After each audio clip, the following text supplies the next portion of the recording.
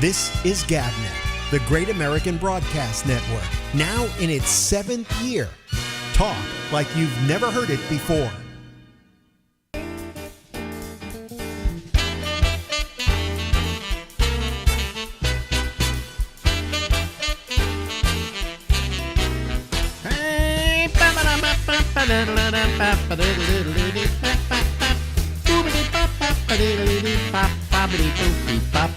Hey everybody, it's Alex, it's the Ramble. We're on till midnight tonight from the East Coast of the United States. Larry Bubbles Brown is a comic by profession. He is very funny by profession. What else are you by profession?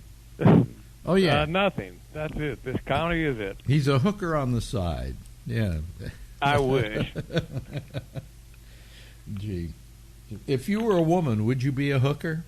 I don't think so. Just imagine the creeps I have to put up with. Well, but think about trying to be a hooker as you look right now.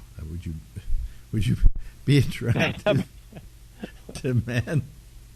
I would think there are aren't there high-end hookers that maybe have their choice of clientele. Maybe that wouldn't be a bad job. I don't know. Well, yeah, if you have the ability to say, no, I won't do him. Yeah. But yeah, I'll do him. Okay. Well, then fine. But then you're just like any date I ever had. So you always like to make jokes about hookers. It's so funny. I don't know why that is so funny, but why do you find hookers funny? the word's funny, which apparently came from a Civil War general. General Hooker, yeah. Yeah, and the hookers followed his troops. Yeah. But isn't it amazing that term came into being in the Civil War and has not changed? Yeah, it is 160 years. Yeah, that's amazing. You would not think that to be true. Well, maybe it's kind of a good word because they hook onto you, I guess. Kind of fits. So. Yeah, I guess. But anyway, so you always because you were always making jokes about hookers, and you were always. Oh, it's part of the loser thing because the only way you could get sex would be to pay for it. Favorite part of sex is sneaking out without pain. Yes, you used to go over to Oakland, knock on doors, and say, "Are you open? I have cash." And everybody believed that about you. Yeah. That's the funny part about it. People can do something as comedy, and then people still to this day they will send me hooker jokes that my hooker charges extra because I give her quote the creeps. Have you used that? Probably. Did somebody actually send you that joke? Yeah, that's a great joke all the time. Yeah, and then yeah. Oh boy. Well, I guess I'm trying to think of what else you used to find funny. I used to have a couple of abortion jokes, and now with the Supreme Court thing, those might come back. So. The abortion jokes? Yeah. Oh, they might come back. Yeah. Oh, well, what were the jokes? Are you pro-abortion? I'm not a pro, but I'm pretty good with a coat hanger. And then, are you for abortion? Yeah, it's a lot cheaper than child support. Well, I don't want you. Would those jokes be coming back, or would you have problems still? Well, yeah, probably. I just think the way society is now, there's certain words, whether you're if you did a joke for abortion or against abortion, just saying the word abortion is going to set the crowd off in a bad way. So. Yeah. That's interesting. Yeah, people. Because, I guess maybe your abortion jokes wouldn't work because right now, because of the whole Supreme Court thing, or the possible Supreme Court thing, they have not issued the ruling yet. It no longer is kind of funny It's kind of very serious, you know. Yeah. And you know, like, it's fine. You and I live in you live in California. I live in New York. If somebody we know wants to get an abortion, they simply go down the street, right? Mm-hmm. But if they're in Texas, they can't get one in Texas, and they can't get one in Oklahoma, and maybe they can't afford to travel to California, to New York, to Oregon, to Washington, or whatever. And that's the problem. Well, a bunch of companies are saying now they will fly people to California or New York.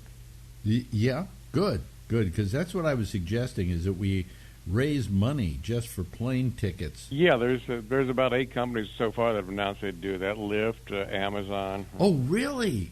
I didn't know that. See, I don't follow the news that closely every day, you know? I was going to say one of the airlines might do it if their flights don't get aborted. Well, there's the joke there. or the more flights will be crashing because they're not allowed to be aborted. Well, they can fly people out to California, get an abortion, and go to Disneyland, make a week of it, you know? Yeah. Well, here comes the birth of comedy, ladies and gentlemen. The birth of the Your jokes. fetus has to be this high to ride. Joke doctors in. We used to do that in your show. Joke doctors in. You know, the only way you're going to be able to get an abortion in Texas right now is if you're pregnant and you ride a ride at Great American, whatever. Yeah. That's hilarious. Yeah, you know, some states. This is really bizarre. Some states, let's say we're in a state where you can't get an abortion. Okay, it's illegal. Okay, so you decide to go to California and get an abortion. Some of those states are saying they can charge you with a crime for doing that.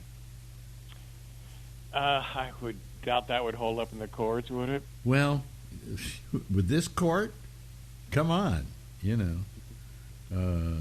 I think we've got a problem with the Supreme Court, really do, you know. And when in the day where you felt they were not necessarily impartial, but that they were open to an argument, okay, you don't have that anymore. You know, I've always felt the Supreme Court was for 9 unelected people. That's a lot of power. Probably the most power in the country. More than any, the legislature, certainly. Yeah. They're going to be here long after a president is gone. You know, they've gone through many presidents. How many presidents do some of these people have gone through? Ruth Bader Ginsburg, how many presidents did she go through? Yeah. You know, there's been talk about having term limits on Supreme Court justices. I don't think it's a great system. But well, I mean, we should impeach more of them. That's what we should do. That's how you can get them out, by the way, is impeaching them. The only way you get them out, yeah. Yeah, and Clarence Thomas recently has had a lot of flack about his wife and maybe how he assisted her in some of the things she did with Trump. And I think they should go for impeachment on Clarence Thomas. You know, of course, it would probably be overthrown by the Supreme Court, but you know, I mean, what the hell? We can try. Well, Roe v. Wade, do you know who Wade was? Wade, let me think about this. Was he a politician? No. Well, kind of. Kind of. He was a district attorney. Oh, really? He was the district attorney in Dallas who was getting ready to file the murder charges against Lee Harvey Oswald. Really? Yeah. Son of a bitch! I didn't know that. And he was involved in that case in not allowing her to have an abortion or something. Yeah, that case was brought in Texas, and he was the district attorney in Dallas. Wow. Okay. See, folks, didn't I tell you he was brilliant? Brilliant. Didn't I tell you that he was the mind of an age, ladies and gentlemen? This guy has more trivial information than any human being on the planet.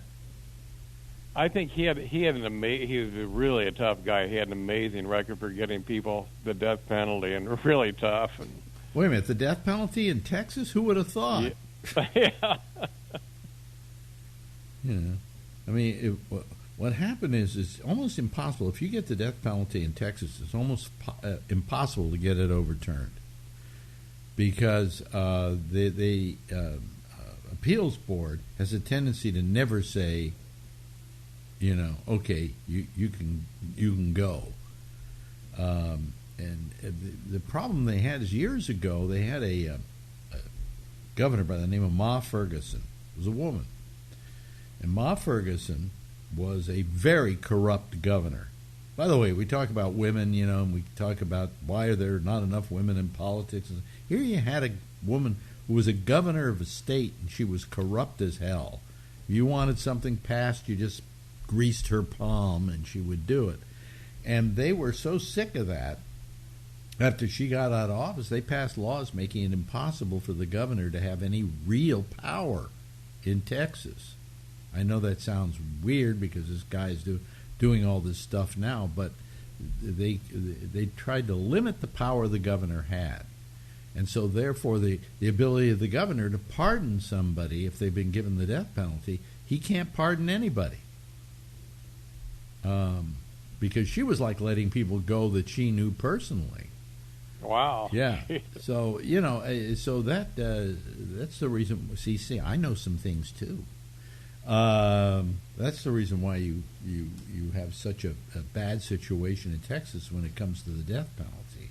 Other states, you have better appeals routes that you can take. But anyway, so he did this little comedy show the other night, and Len thought you were terrific, Yeah. And I said, did you expect anything else?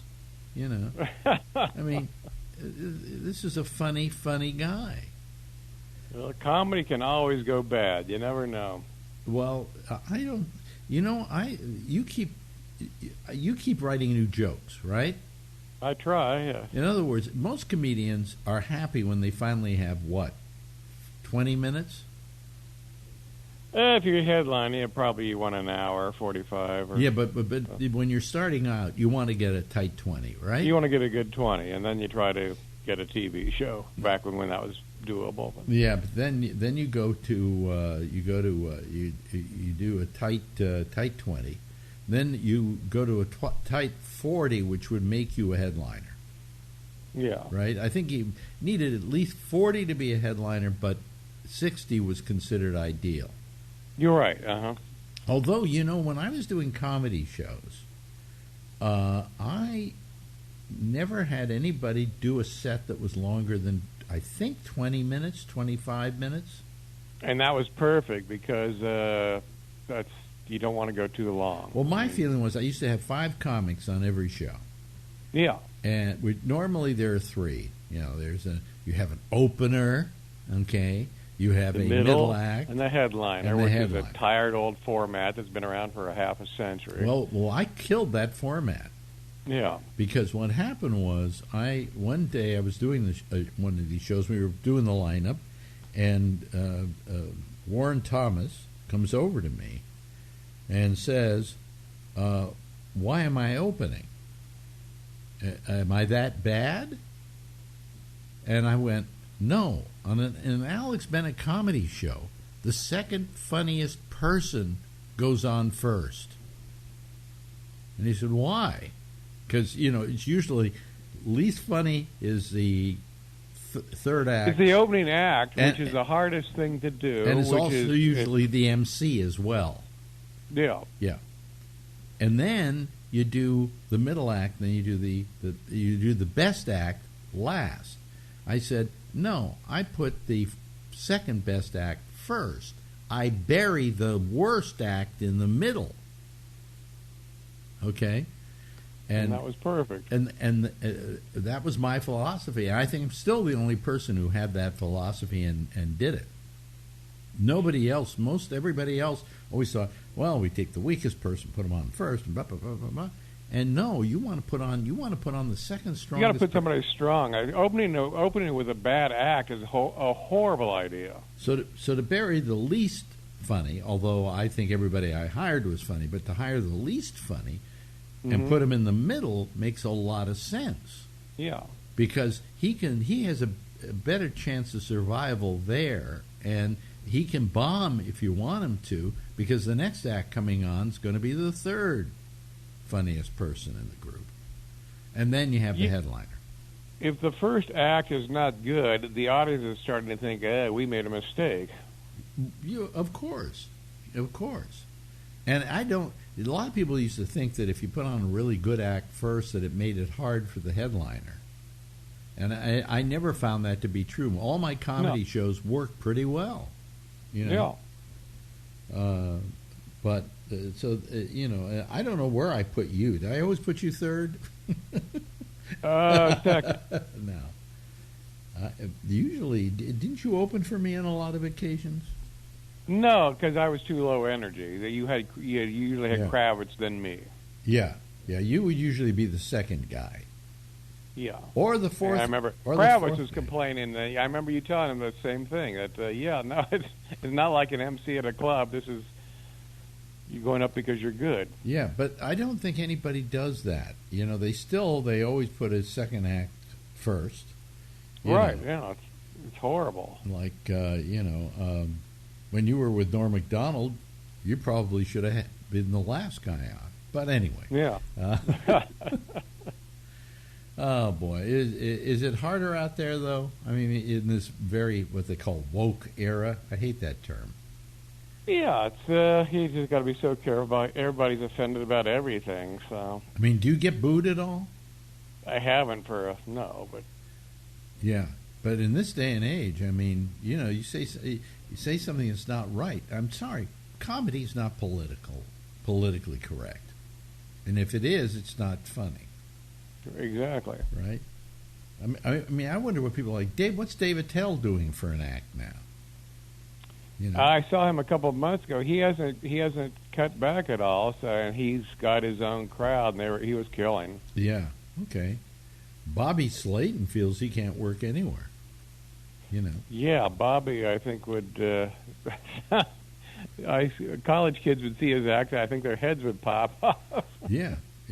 You think that what happened to Dave Chappelle was terrible? Yeah.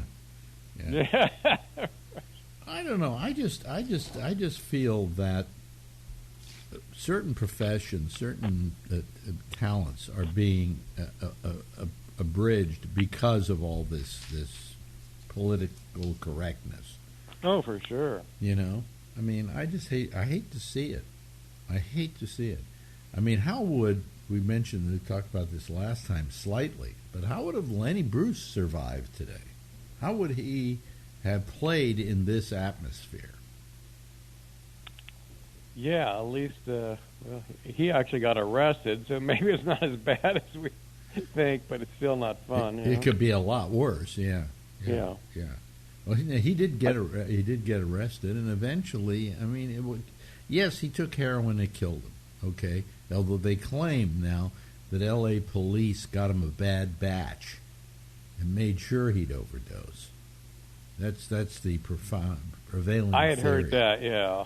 Yeah, but the fact is that all that years of being on trial took its toll on him. I don't know if you ever saw one of the last sets he did. They have it as a film.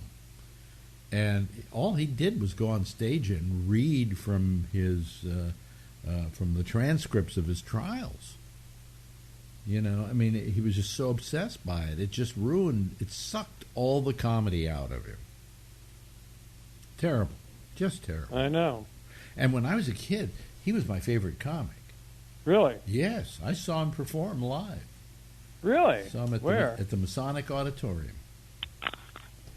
And I remember watching him and people walking out because they didn't like what he had to say. I think he was doing something about gay people at that point.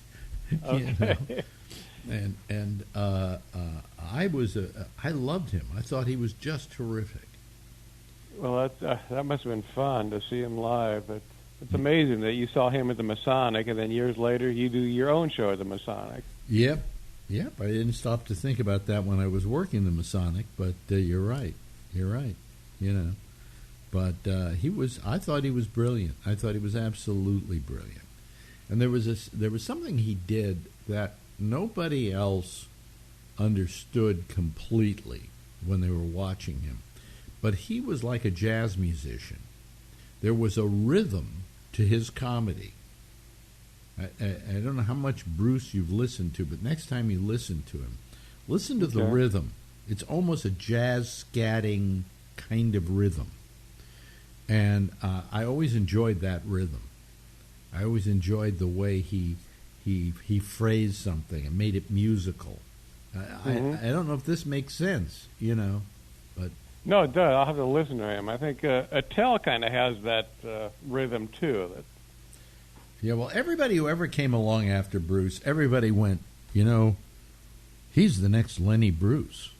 And I'm going, I'm sorry. He is not the next Lenny Bruce just because he told a dirty joke or something. Yeah, they always say, I did a dirty joke, so I'm like Lenny. Yeah. And then along comes a guy who I finally said, okay, if you want to say he could be the next Lenny Bruce, this guy's it. And that was Bill Hicks. Yeah. The long, now dead Bill Hicks. He died at 32 of pancreatic cancer. Who could have thought? Anyway. 28 years ago. Is that how long ago it was? Mm-hmm.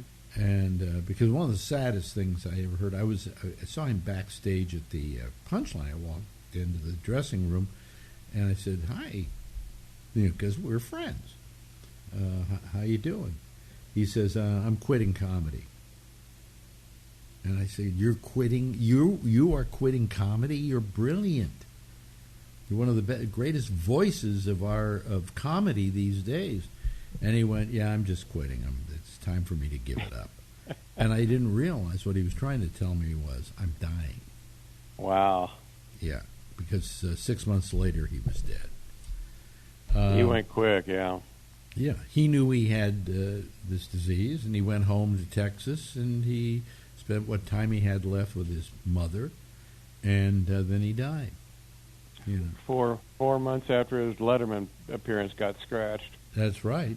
And I remember tell the story often. I called up my friend Shecky at the Letterman show when I heard. I can't remember how I heard. I think maybe I was at Caroline's or something, or went into Caroline's during the day. I can't remember how I found out that Bill Hicks had died. And so I called my friend Shecky and over at the Letterman show, and I said, "Did you hear about Bill Hicks?" And he says, "What did he do now?" Okay. And my answer was, he died. And there was silence on the other end of the phone.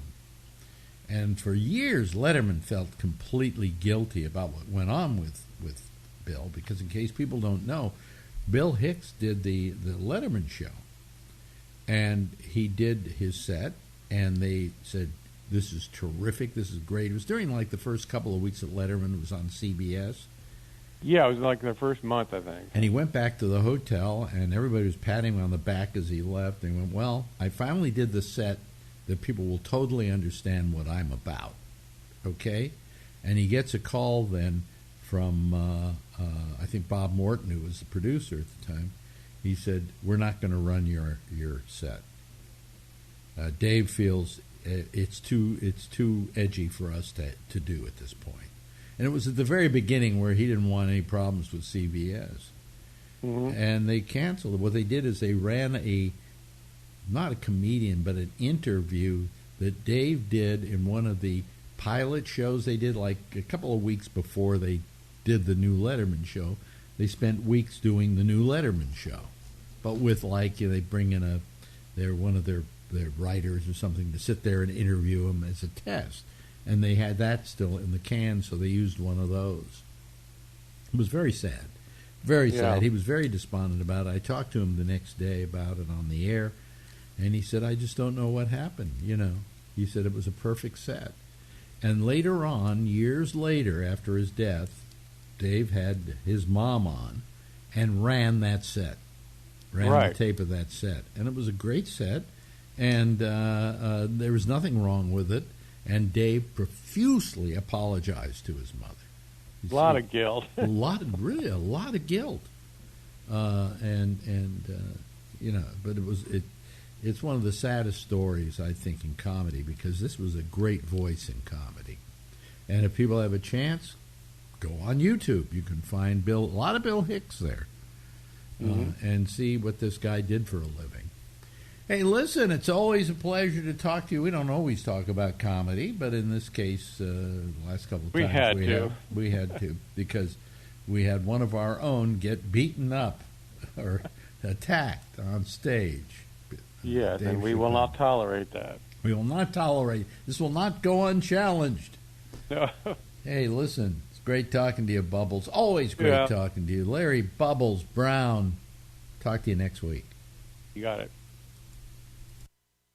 This is GabNet, the Great American Broadcast Network, now in its 7th year. Talk like you've never heard it before. Well, hello, everybody. Thank you, Bubbles. We always have Bubbles on. Usually it's Friday, and sometimes it's on, well, next week it'll probably be Wednesday, I think. I don't know. If I do a show Wednesday, I don't know. Boy, we had so few people watching this show yesterday. It was the lowest we've ever been, and I'm just beginning to wonder. I keep saying this over and over again. I don't want to sound like a broken record, but I'm really thinking about figuring out a new way to do this, or finding a new amount of shows we do a week, or not doing it at all. Okay? All right. But anyway. Listen, well, let me just go to the one person who's here. You see, that's the other thing. We start off the show, we have like one person, and in this case, it happens to be a pretty good person, somebody we look forward to having on here. But there we go. Let me see here. Let me bring up Josh Wheeler. There he is, folks. Hello, Josh. How are you this evening? Good. How you doing? Yeah, well, it's just you and me. Oh, well. We'll make it work. Yeah, we'll make it work, And to the rest of you, there we go. To that, right? It's a simple thing to say, right? Clear enough. So what's new in your life? Well, nothing new. Oh, okay. Nothing Well, new. thank you. Same. Good having you on this evening. We'll see you later. Yeah. It's routine, busy. That's all. Routine, busy, yeah. Yeah, pretty much. Anything in the news that's been floating your boat? Well, I don't think nothing. Last few days, I don't think it's been pretty steady. The last few days with the same stuff. Yeah. Still got a lot of stuff out there from a week and a half or so ago. Yeah. With uproar over the courts and all that kind of stuff. But yeah. Last few days, everything's been fairly quiet. Yeah. Floating your boat? Wait a minute. There's. I don't think. There's Jeff getting audio from the browser. Here's what you do. I got an answer for you on this one, Jeff. Can you hear me, Jeff? Yeah, sure. Yeah. Okay. Before you come on, just stop your browser. Yeah. Yeah. Just stop the browser. Okay. That's the best way to do it. Either that, or I don't know what you're using, but you can also go up to the tab and say mute. And you can keep it on mute, so that next time you sign on, it's muting itself. So anyway, that's just, because you seem to have a little problem with that, because you don't think, hey, I'm watching the browser because I want to see when he's ready to take calls. But you can see, because I'll bring somebody on, and all of a sudden you can visually, that's your visual cue, as it were. No, but anyway, yeah, I was just saying, we've still got, a lot we could talk about with, the issues with the court. And I saw a story, I don't know, maybe it was yesterday, that a couple of the people who organized the labor union movement at Amazon were fired, which I don't really understand how they're going to try to sneak that by without almost certainly being sued, but I don't know. I guess I didn't check into it a lot. It just, these are the people in the Amazon that didn't go for the union, right? You know what? I didn't read that much into it that it even said. I just saw the headline that said, the two original union organizers at an Amazon facility were fired. I thought after the facility did unionize. Maybe I need no, there's one the one in Long Island City. unionized. Okay? The one out in, I can't remember where the other place is, in the New York area, however, out in Brooklyn or something like that, voted not to unionize. And I don't think they would try to fire somebody from the one that got unionized, because that would really be going against Taft-Hartley. The AP headline said, Amazon fires 2 union organizers tied to first U.S. labor win. Amazon fired really? with ties to the grassroots union that led to the first successful U.S. organizing effort in the retail giant's history. Well, they're not going to get away with that. They're not going to get away with that. It, as an Amazon, claims the cases are unrelated to each other and are not connected to any cause or group the two support. I mean, I just... But well, it's kind of suspicious that it's the two people that were the main force behind getting the union. It sounds like it. I mean, I don't. I mean, of course, they're going to say it's not associated with that. You know, we got rid of them because we didn't like the way they smelled when they came to work. You know, maybe they've said, yeah, we're going to fire them, and then they're going to sue us, and we're going to give them some money, and that's the cost of making it. You know what I'm saying? I mean, I'm just saying, if they gave each of them if they get $100 million judgment, I mean, what?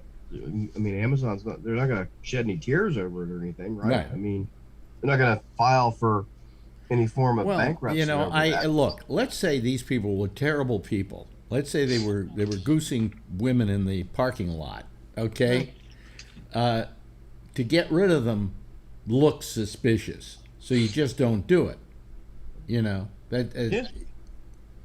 you know, I don't think they're going to survive that. Yeah, I don't know how that's going to go over. I mean, well, you have a thing called Taft-Hartley, and you have laws about people who want to form a union, and that reprisals can't be taken against people who vote for a union or that organize that. Right. So I don't see how this is going to play. And if they say, well, it's not because they formed the union, well, what else is it? Okay? Yeah. You know? I mean, unless they did something completely egregious. You know, but that's, here, what you've got there is a company that really sucks. And every day that I order from them, I get to feel guiltier and guiltier, only I can't buy stuff that I want anywhere else. And that's the problem. And I hate Jeff Bezos, and I hate what he represents. And everybody sits around saying nasty things about Elon Musk. But I was saying this to Marjorie today. He's decided maybe he isn't going to buy Twitter, which I think is a good idea not to buy Twitter, because I don't think it's worth what he's paying for it, okay? But the point is that she's always saying, I'm glad he didn't buy that. I don't want him because he was going to let Trump back on it. Blah, blah, blah, blah, blah. And I had to tell her, look, Trump runs 2 major companies in this country. He runs Tesla, and he runs SpaceX. Owns both of them. And my point is, do you ever hear anything bad about people who work at Tesla? He doesn't own both of them. Well, it's not a question of owning them, but I mean, he is. They're publicly held companies. At this point, they're publicly held companies. Right. They weren't in the beginning. I don't know if SpaceX is publicly held, to tell you the damn truth. I know. Well, if you don't know, why did you say it was? Well, because I think it is. You think it is? I will look it up. Look it up. Look it up. I mean, Tesla, I think, is a publicly traded company, because I saw it on the stock exchange today. But the point I'm making is that you never hear bad things about the companies he runs. How's that? Did I just correct myself enough for you? You never hear anything really bad about it. I saw a thing on YouTube said, here are the things you can't do. Here's the things that you can't do if you work for Elon Musk. And then all the things they listed were good things, like if you're in a meeting and you find it boring, you're allowed to get up and walk out. You know, he said, you better have a good reason, because if I ask you, I want to know why. You know, but there's no reason for you to stick around at a meeting in which you feel you have no input or anything important that you have to do, that you just got to be there because it was an all hands-on meeting. He said, I don't want those. That's a waste of time.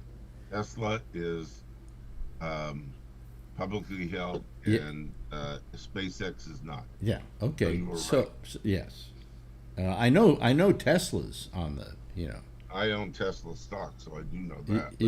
Yeah. I thought that the other company was. How do you feel about the fact it went down 30%? I don't care. I bought it real cheap. I bought it early on. Yeah. It'll go back up. And Twitter stock went up and then it went down and went up and went down based on him doing what he's doing now, which Yeah. Who knows why he's doing that, but Ari. Maybe he sees an advantage to it, Anyway, hello, Charlie. How you doing? What? Your microphone isn't on. Charlie, you're blocked. Oh, he's talking. He's talking to somebody. Tesla stock did not go down today. It went up $41 and some change. Oh, really? Oh, okay. $768. They don't say $41 though. They say 41 points. No, I invest. It technically it is dollars, because if you cashed it in, you would get $41 more today than you would have yesterday. But the term they use is points. Yeah, that's correct. I know, because I make the same mistake. So I have something here. I have something very rare. Okay, you can't buy one of these to save your life unless you want to pay a lot of money. An Alex Bennett testicle. No, an iPod. The iPod. Well, they did away finally with the Ipod Touch, which was the last iteration of this. Right. And they're not going to be making iPods any longer. However, I don't know. They still say on an iPhone that's iPod, that function they have for playing music. I don't think so. No. But this thing was particularly good. This was the last iPod they made, and it really is speedy and fast, and the music looks good. And the menu got the menu iPod there. Touch is still available, starting at $199. No, it's not.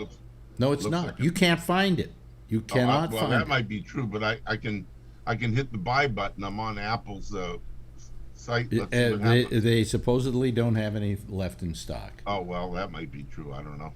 No, it is true. Oh, I believe you. Yeah. So you're wrong twice today.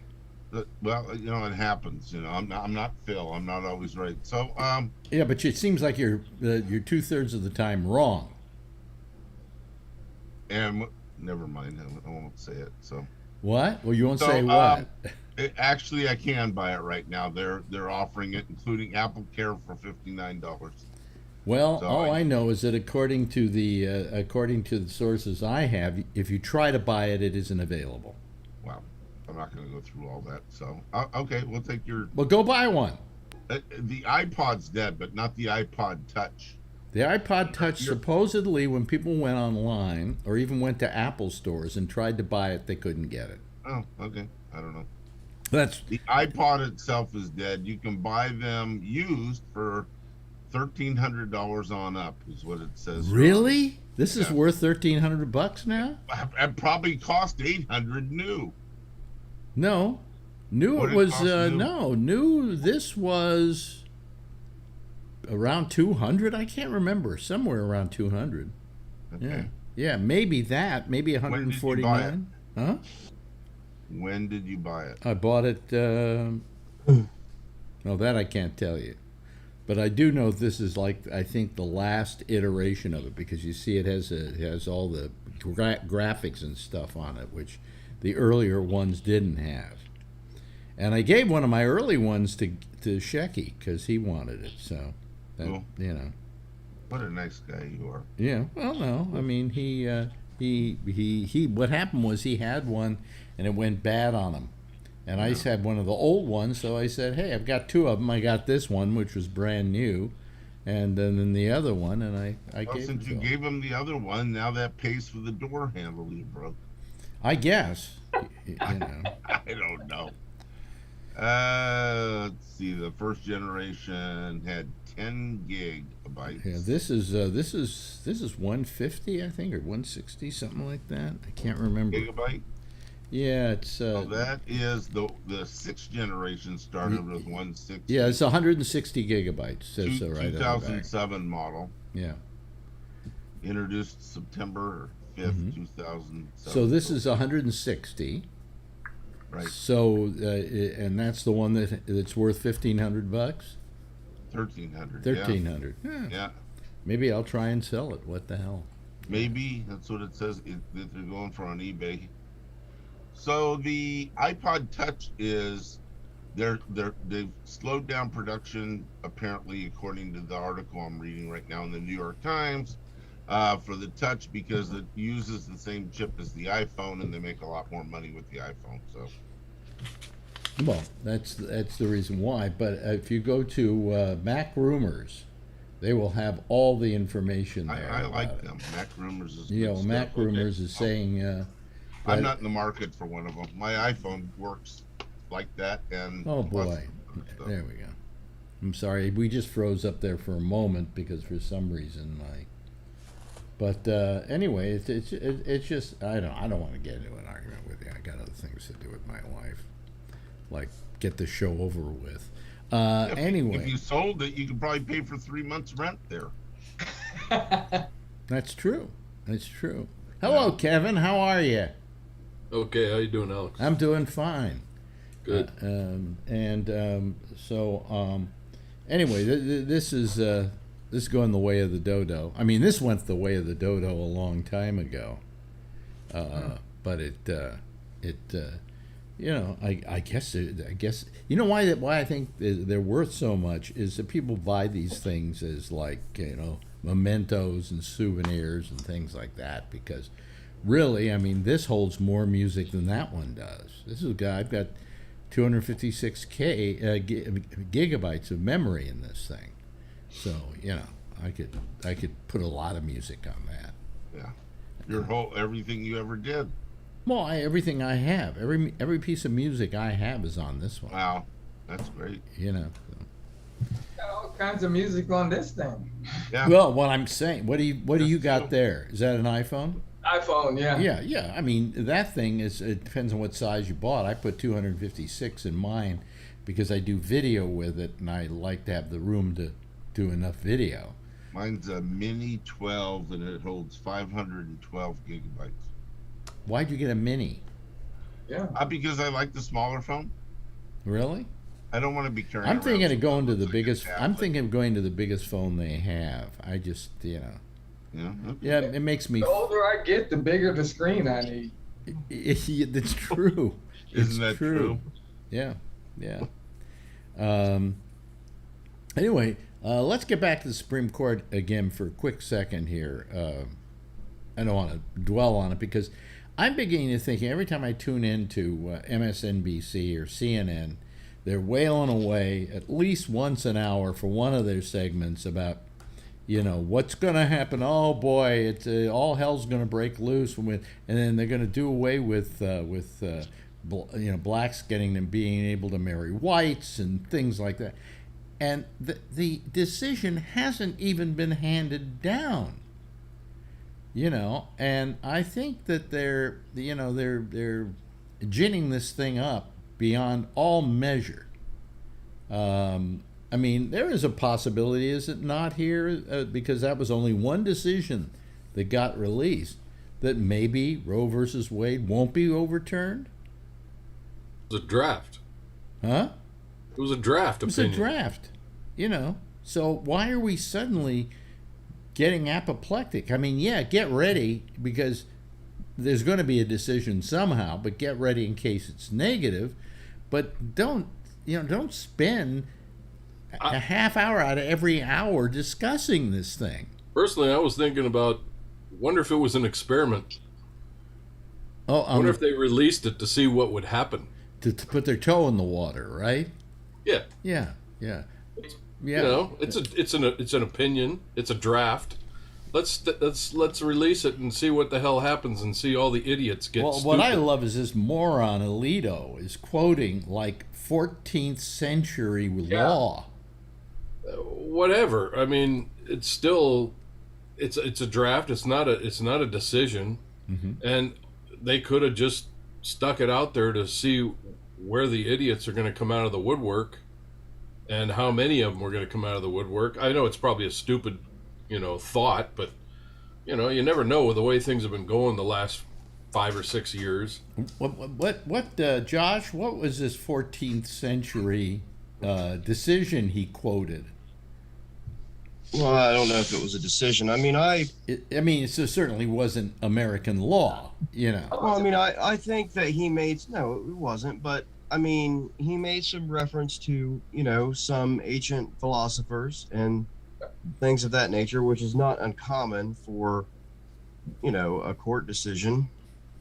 But I would say that that's 2 or 3 lines in a 90-page opinion that is put in there to help illustrate a point or an analogy or something along those lines, and that's done commonly in opinions. Opinions often they're sort of written like. But how is 14th century England have any relationship to today? Well, it does, because the point that he is illustrating there is he's trying to trace back, precedent through American law and American history, but he's tracing it back as far as he can go. And one of the things that the court looks to and that the framers looked to was what at the time would have been referred to as the common law. So they looked at natural law, which was set down by a lot of ancient philosophers. We still live by a code of philosophical laws and things like that. I mean, who decided, murder was something that was inappropriate and those sort of things? Those things come from, the works of Locke and others, and those are things that the framers were very into at the time. They were very into philosophy. So his point there is that our framers who wrote our Constitution were very studied people in ancient philosophy and the common law. And the common law that they were interested in was the common law from their mother country, which was, at the time, the, Kingdom of England, what we call now Great Britain, and, the territories that Kingdom of Britain, reigned over. So, his point that he illustrated was that in the common law and then in American law, once we transition from common law to our own written law that we decided on, in his opinion, he did not see a demonstrated historical acceptance of abortion. So you can argue the point whether or not you interpret it that way. That's fine. That's besides the point. I'm just illustrating what he did by quoting someone, that you might think is irrelevant. But I mean, I don't think it's irrelevant. Those opinions are often written very much the same as you would see a history, term paper in a college class or a graduate class or something like that. That same style, that same form, footnotes and all that. So I mean, that's just something thrown in there to help. Charlie has his hand up. Bolster his case. Charlie? I just wanted to ask Josh one thing. How come nobody's mentioning the 13th Amendment and the involuntary servitude? That is deliberately, explicitly stated in the 13th Amendment that you cannot be forced to serve somebody against your will. Well, I think no one is mentioning it because I don't think that it applies here or that it's relevant. I mean, well, how is a woman not being forced to serve the fetus? If you took, for example, the original decision of Roe v. Wade still did not allow or I'm sorry, yeah, it did not allow states to have, I'm sorry, so let me explain it. Under Roe v. Wade, states were still allowed to ban what they called late-term, third trimester abortions. Okay.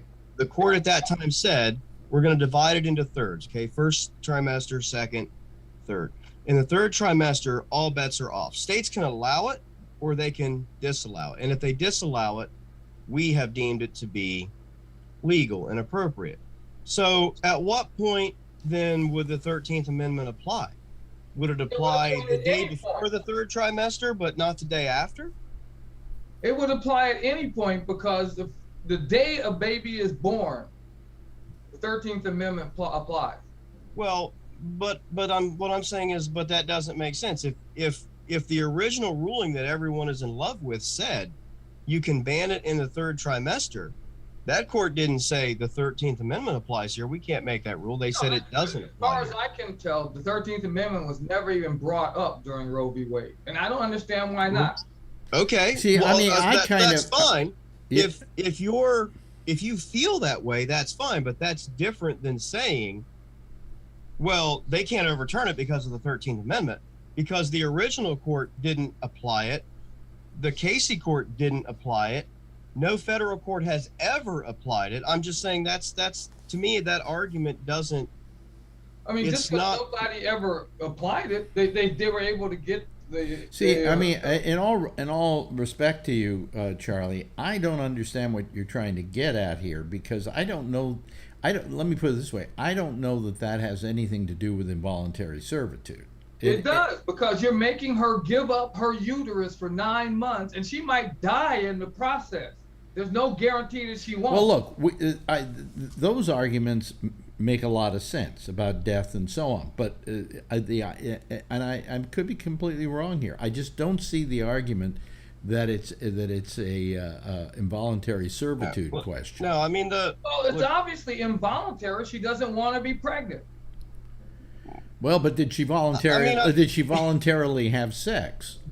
That has nothing to do with it, because I can voluntarily let you in my house, but that doesn't mean I can't change my mind and say, get out of my house and you have to go. Well, in nature, procreation exists because really that's how babies are made, okay? But we now live in a society where we can prevent that sort of thing. We have birth control pills, and we have abortion. So the stakes change. But what I'm saying is that it doesn't seem to me that involuntary servitude is a good answer to this. I think the fact that women should have the right over what they do with their bodies, period. That's why that's what gives you that right. Well, I don't because you can't be made to serve somebody else, because you can control your own body. That's why. Who are you serving? Who exactly are you serving? You're serving the fetus if you're a pregnant woman and you don't want to be pregnant. If I need your blood to live, I'm going to die if I don't have your blood. I can't take your blood. How do you the rest of you feel about this? Kevin? Alan, Jeff, Josh? No, I mean, look, there's ways that you can approach your thinking to the coming, or the issue here. But to me, that amendment doesn't apply. And one of the things that a court would look at, that any legal scholar is going to look at, is when that amendment was written and when that amendment was ratified. What was the intent of the people who wrote it, of the people who ratified it, and how did they, why they were still alive, apply it, talk about it, argue about it, use it, etc. And I think that in any case whatsoever, that if the people were alive that wrote it and an abortion case came up at that time, the folks that wrote that amendment would say, in my opinion, as someone who has looked into this, they would say, absolutely not. That is not in any way, in any shape, any form what this would amendment this not be unusual for the court to reverse Roe versus Wade in that what we're doing here is we've given people a certain freedom, we've given them a certain right, okay, and now we're taking it away from them. We gave it to them, and now 50 years later we're taking it back. There are definitely, look, the court does not often change its mind anyway. Okay, so it usually respects other courts too, doesn't it? The courts that came before them that, like, for instance, said Roe versus Wade was okay. It usually does, but it's not. That's not a law. That's not a rule. I mean, it's not really even a tradition. In many ways, it's just how it normally is because they tend to honor opinions, mostly because you can usually find a majority of a court later that at least the majority, not all, but the majority will still hold the opinion that the prior court held. And at times, if they don't, will maybe err to that side because it is what is already in place.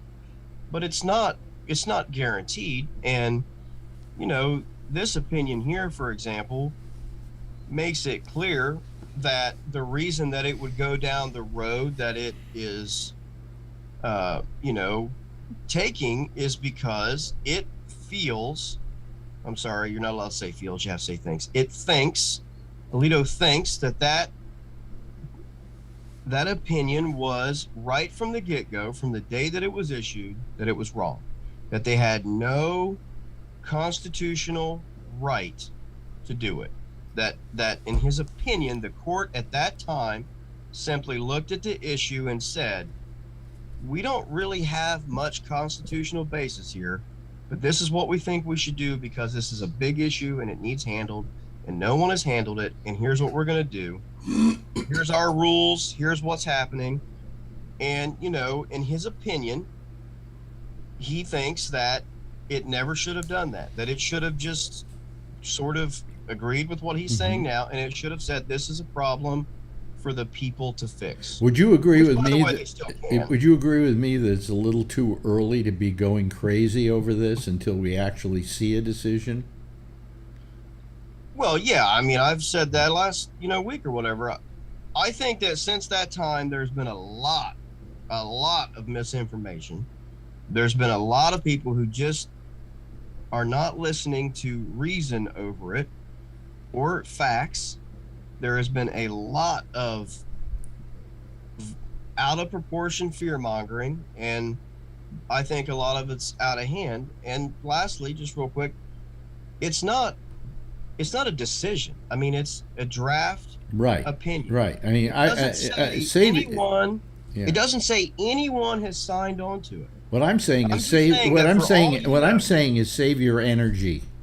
You may need it later. I mean, it's one thing or another, but I'm just saying, for all you know, the current vote, I'm serious, it is just as possible that the current vote is 8-1, and that Alito is the one, and that he feels so strongly about it that he said, this is what I want to do, and somebody, the Chief Justice or somebody, said, then show me what it would look like. Yeah. And he said, fine, I will. And when I lose, I'm going to be the guy that writes the famous dissent, because this is what I believe. Well, all I'm saying, and then I want to go to Charlie because he had his hand up for a while, and I know he's lost some toes. I don't want him to lose some fingers here. But I mean, it's a little too early, I think, to use all your energy, because by the time we get to that decision, we will have expended a lot of emotion and energy on it at that point, and the kind of hue and cry that will come about at that point may be minor compared to what's happening actually right now. And that could be another reason why they released it early. That could be the experiment. Yeah. Charlie. The problem with you saying it's too early to be upset is women in the state of Texas have found it impossible to get an abortion since September the 1st. So we've gone 9 months without women being able to get abortions. Well, now that's another story. That's another situation. That's altogether. Texas. That's I'm Texas. just saying the whole country, now whole country's going to be Texas, and women can't get an abortion anywhere. Here in New York, I believe we don't Unless even, here in New York, we don't even go for the third trimester. You can have it up to the last day if you want it. And that's the way it should be. Well, But I that's might fine disagree that he with you thinks on that one. If you I haven't mean, made, that's fine that Charlie thinks that. I mean, it is because he's. I just don't incredibly understand how you can say that's not servitude. okay, it's a day I before. understand that. I mean, I clearly understand that you don't understand that, but it is time for some to accept that there are just as many people. There are many, many citizens of this nation who do not feel that way in any way, shape, or form. They feel just as strongly as you do that any abortion, especially late term, is ethically wrong, morally wrong. And I know That's a religious belief. I know many of them, including myself, who have no religious basis for that belief. Well, let me ask you this, Charlie. Let me ask Charlie something. Charlie, if a woman decides here in New York, the day before she's going to give birth, she doesn't want to have the kid, and she gets an abortion, do you think that's right? The day before the kid's born, that's not an abortion. You can just have the C-section or whatever, have the kid be born. The kid's a viable human being and can go live their life. But you can have an abortion at any time during the term here in New York State. That's fine, because as far as I'm concerned, you cannot force a woman to give up her autonomy over her body. You can't force her to do that any more than I can force you to give me your kidney because I'm going to die without your kidney. I agree with you in a for the most part, but not for the whole part. I'm one of these people that says, hey, if you haven't made up your mind by the third trimester, then shame on you. There's not one woman in the history of the human race that had a third trimester abortion on a whim.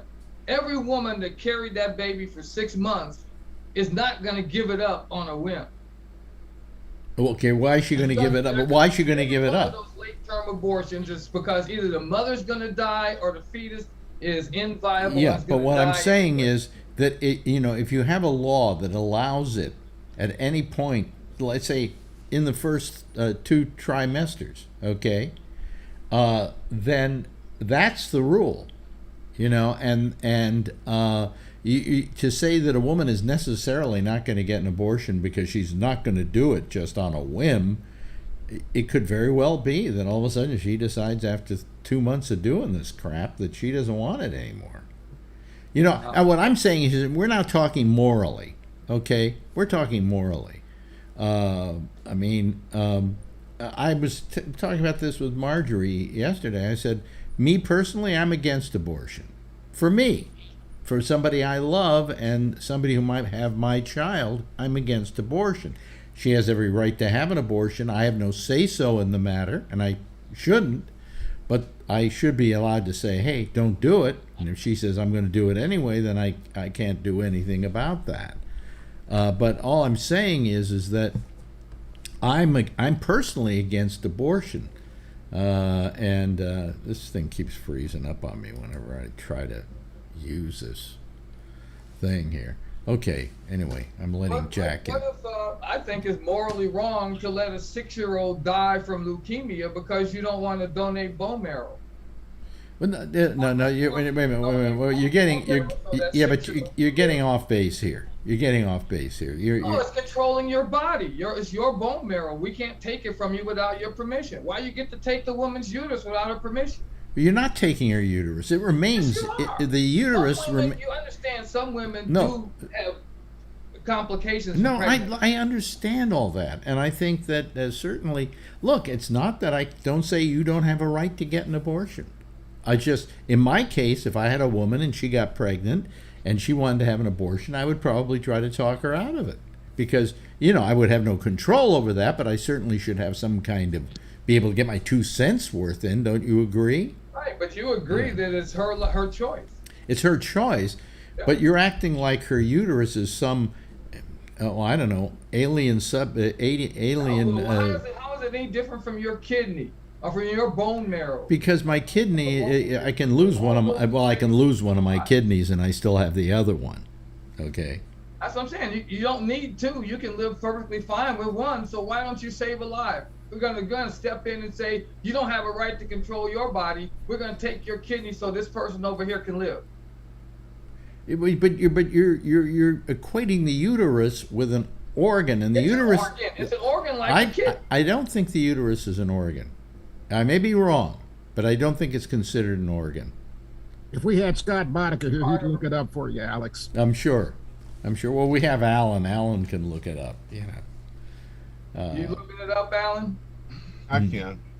No, I mean, but I also, I mean, at the end of the day, I don't know that I trust a lot of the polling, that I hear, and some of the arguments that, well, 7 out of 10 people think this is wrong. Well, then, good. Then you shouldn't have any problem if this is the case. I believe I don't have the right to tell a woman what to do with her body. God knows I've tried any number of times. But, I mean, there's either two things. Like either apparently if 72% of Americans believe that this is wrong, well then you evidently didn't ask them how much they care about it, because they obviously don't care about it very much.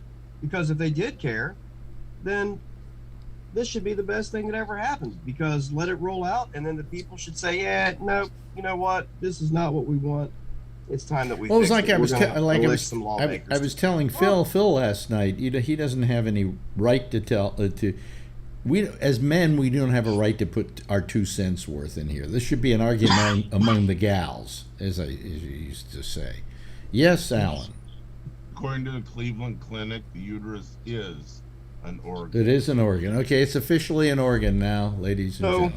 But I'm just saying, I don't know that, in my opinion, that, especially over something like this that's leaked, that you need to go to the home of Justice Barrett or anybody else and protest and call her names or anything like that.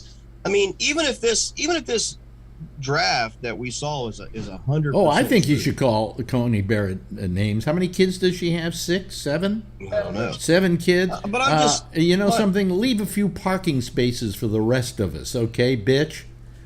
But I mean, my point there is, let's just concede for the sake of argument that the draft is true. It's 100%.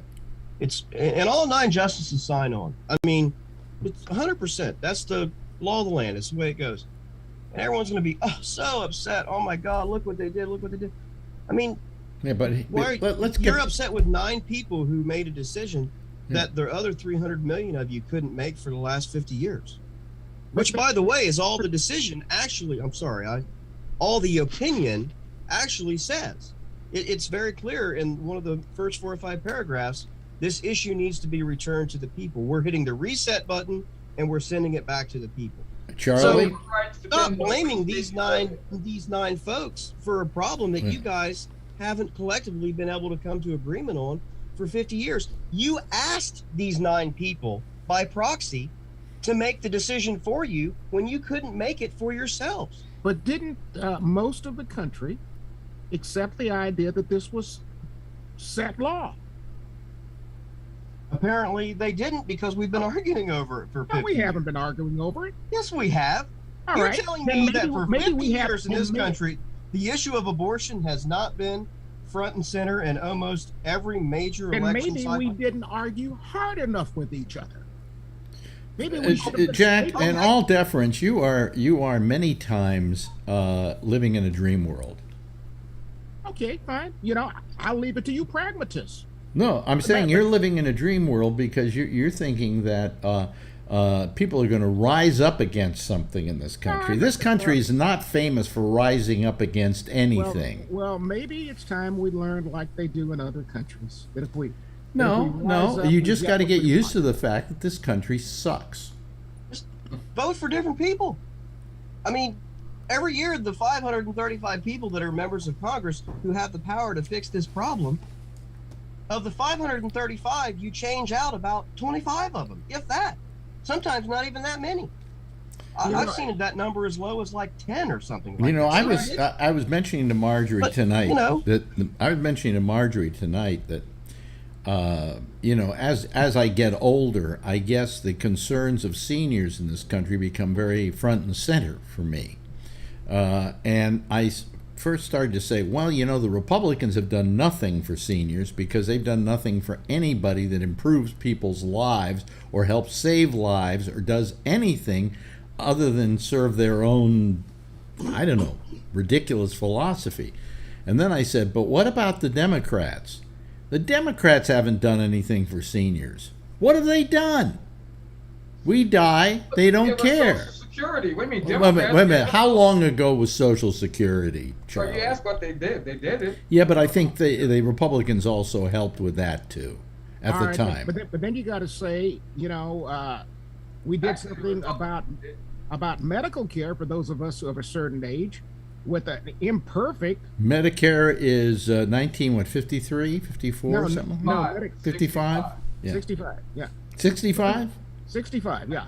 65 was Medicare. Yeah, how many years ago is that? Over 50 years. What have the Democrats done for seniors since then? To begin with, they gave us a thing called Medicare, in which we got to pay 20% of our expenses, rather than them taking care of 100%. All right, that's for starters, putting us therefore at the mercy of insurance companies, as we are always at the mercy of them anyway.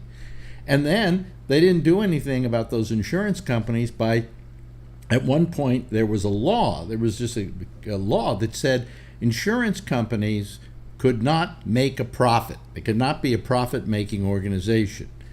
In that time, Congress passed laws that allowed them to earn a profit. And since then, just ask any senior, ask Jeff, how much, Jeff, do you pay for your supplemental? You know? Turn your mic on. Yeah, I mean, I'm not sure how much I pay for it, but you know what? My wife is turning 65. Yeah. And it's going to change the cost that she has to pay much more, substantially less. And that's because of a Democratic strategy. No, but she's going to pay less because she's not going to be paying less, believe it or not, because she's going to be paying for a supplemental insurance plan to take care of the other 20%. She's already going to be paying, like I am, about $200 a month for Medicare out of my Social Security. So where's the big bargain here? Well, that's because we Americans never comparison shop what we do with other countries. Well, again, you know, we never insist on our government comparison shop. Our government won't allow for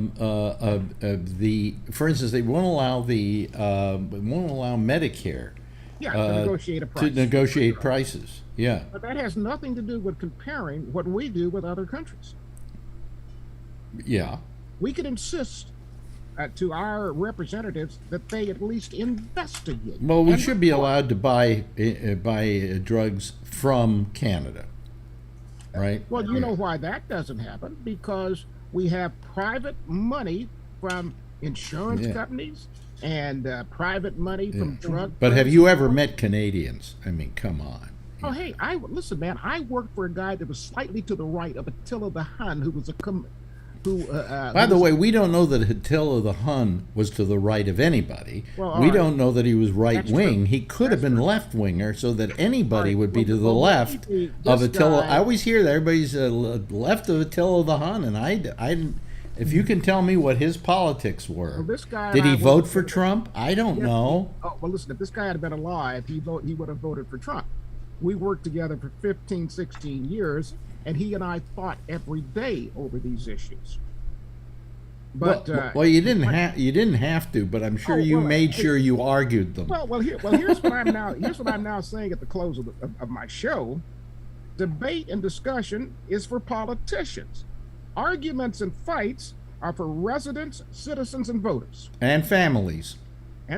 Yes. But look, this guy, although he was still a Canadian, he got not a green card. His wife was a U.S. citizen, so he became a naturalized U.S. citizen, but he still went home to Canada for all of his medical stuff. And he once said to me when we were talking about some of this stuff, he says, I get tired of people in the Republican Party saying how much we Canadians hate our healthcare system. Said, that's a damn lie. No, every Canadian I've ever talked to likes their healthcare system, you know.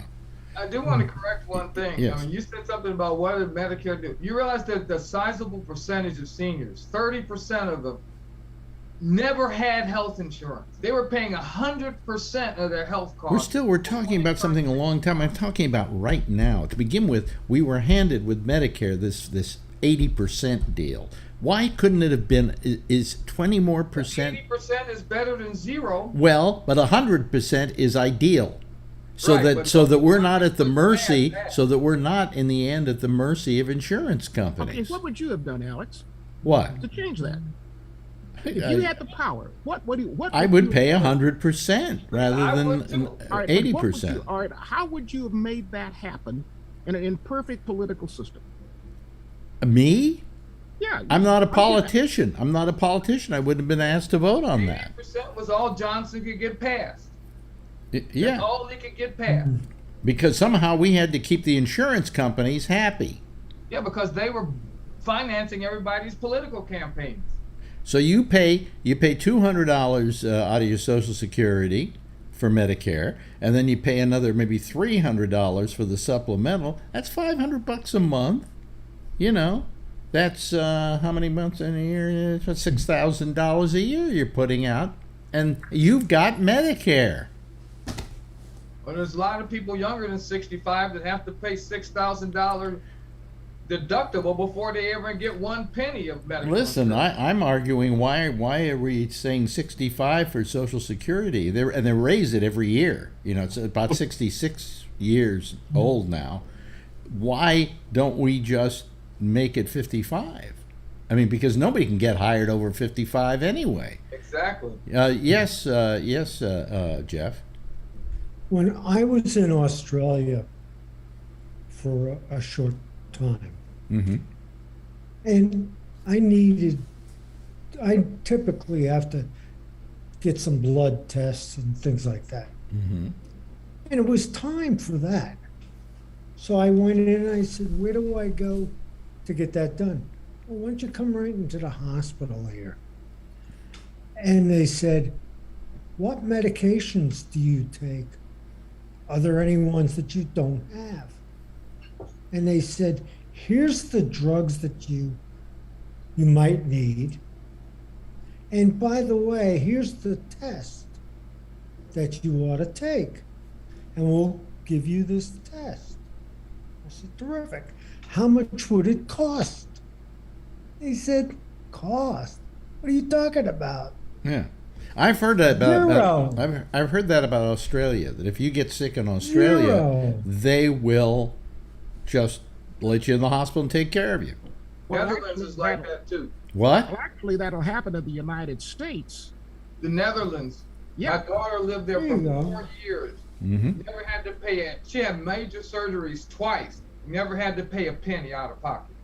Well, actually, that'll happen in the United States also, because most countries that have a national health care plan, if one of their citizens requires medical treatment here, they'll pick up the tab, and that does include Mexico, by the way. Yeah, but they'll pick up the tab. What I'm saying is this wasn't a case in Australia of the United States having to pay out for Jeff to get taken care of. They just took care of him because he was somebody in their country. Yep. Well, Yeah, I wasn't working there. Right. I wasn't getting paid there. Right. I wasn't paying Well, taxes. obviously, they are better people than we are. So what do we got to do to get like them? The other thing I'd just like to mention, do you guys all know about this lady, Amanda Garman? No. Okay. She's a very interesting lady who used to be a speaker She actually talked when the president that we have right now, when he, she's the poet laureate. Laureate. Oh, the Oh, young her. girl. Yeah. Okay. Okay. Well, she's written and spoke a very interesting way on what she feels about women and what's going on here about abortion. And she was terrific about it. And everybody ought to take a look on the internet. Well, the woman who wrote The You'll Handmaid's find it. Tale said, "Well, my story is coming true." Yeah. You know. To take that one step further, we had a press release that I got a hold of that Louisiana decided they would not have their bill include charging a woman with murder who got an abortion. They just decided that yesterday. That they aren't going to. They decided they weren't going to do that because it was originally in their almost duplicate bill of what we have in Texas. Yeah, They went one step beyond what we did. well, in Texas, if somebody has an abortion, can they be charged with a crime? Not yet, but they're working towards I it. mean, suppose you go to another state. Suppose you fly to California, you have an abortion. Are you There are then? states that are working towards that. And actually, in Texas, yes, there's a provision potentially to charge them with a crime and to pay a bounty. How do they know that they were even pregnant in the first place? I mean, let's say somebody gets pregnant. Let's say somebody gets pregnant in Texas. Okay, they think about it for about a minute and a half, and they fly off to California, and they get an abortion, and they come back. How does anybody know that she was even pregnant to begin with? Well, knowing Texans, what they'll do is they say before you leave the state, you'll have to take a pregnancy test. But you're just going to California. You're going there on a trip. Yeah. All that stuff that's being bounced around is all completely unconstitutional, even by Alito's own words in this draft opinion. But it's still the law right now. It hasn't made it to the court yet. It'll take time. I'm just saying that courts. those types of things that are being put out there violate Interstate Commerce Clause. They violate the Supremacy Clause. They violate the Full Faith and Credit Clause. Charlie says what's going on right now violates an amendment. Let's wait to see how the courts play out. They're also talking about snitches too, aren't they? I mean, the only person that says that it violates the 13th Amendment that I've heard of in the entire world is Charlie. Well, I've heard some. But I'm telling you that that Alito addressed these hypotheticals in his own opinion and clearly said, "I'm not going there. If it comes back before this court, I won't go there." Well, I mean, if this is the case, I'm just saying that if that's the case, then if you can't gamble in Kentucky and you fly to Las Vegas and you gamble, as soon as you get back to Kentucky, they can't arrest you and charge you with gambling. That's how the law works. That's a very good example, by the way, Josh. Beautiful example, actually. I mean, Loving v. Virginia took care of this, a long time ago. That was about the couple. That was about the interracial couple. Yes, because they were charged with a crime in Virginia. But they went somewhere else to get married, right? And then they came back to Virginia and were charged with the crime in Virginia. And it took 10 years. Yeah, go to Vegas and get a hooker. Come back and see what happens. Yeah, you get the clap. That case to wind itself through the courts. Yeah, I mean, that's all I'm saying is if you're going to discuss it, you discuss what is relevant. I mean, but people bring that stuff up to scare people, and it's not factual. It's not right. They've been saying for 50 years that they're going to get rid of Roe v. Wade, and they finally did it. Well, they haven't done it yet. They haven't done it. Well, then I would say that either that's what the people want, or the opposition has had 50 years to do something about it and did nothing, and then said, "Please, Justice Alito, fix this for us." And then when he did, a lot of people said, "Oh, that's not what we meant." Well, the other half was going to say that too. Yeah. You shouldn't have asked him to fix it for you. Okay, look, we got the theme playing, and we got to say goodbye to Jack because he's got to go do the show. Let me wake up. I got to What are you people doing in my bedroom? See you in just a minute. Yeah, right. Go. Jack does the show after us, by the way, and he'll be taking your calls on Skype at Gabnet Live. Hey, thank you, everybody. It's been nice tonight. Not many people watching the show tonight. I don't know what's going on out there. I guess there's some sports out there going on. I don't know. Anyway. Warriors are ahead by 3. Warrior, you see, last I looked. That's probably what it's all about. Anyway, thank you so much, Josh, for being with us. Jeff, thank you so much. Thank you to Alan. Thank you always to Charlie, who, whenever he can be here, I consider it a blessing. And the same is true with Kevin as well. Everybody, give a big wave goodbye, and I'll give a big wave goodbye at you, okay? And then fade to my camera. There we go. Okay, that's it. That's all she wrote for tonight. It's all she wrote for the week. We'll be back here on Monday for the Alex Bennett pop-up, which is on Facebook, okay? And then we, at 4 o'clock on Facebook. And then we'll be back again right here on Wednesday at 10:30. It's Eastern time, by the way. In the meantime, as always, if you see her, tell her I love her, okay? Bye-bye, and have a nice weekend, everybody.